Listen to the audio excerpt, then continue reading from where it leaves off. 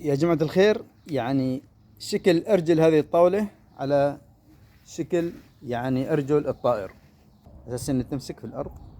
هذه نفس الشيء. الحين شوفوا الخلل اللي فيه.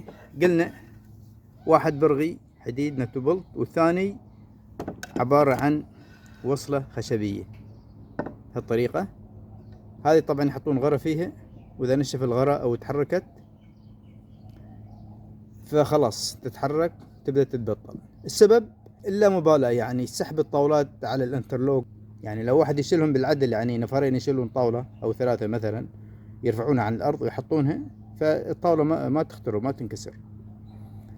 لأن الأشياء الخشبية يا أما غرة يا أما تكون براغي أو من هذه القبيلة، يعني خشب تكسر الخشب، ومعظم الشيء كله يعني غرة.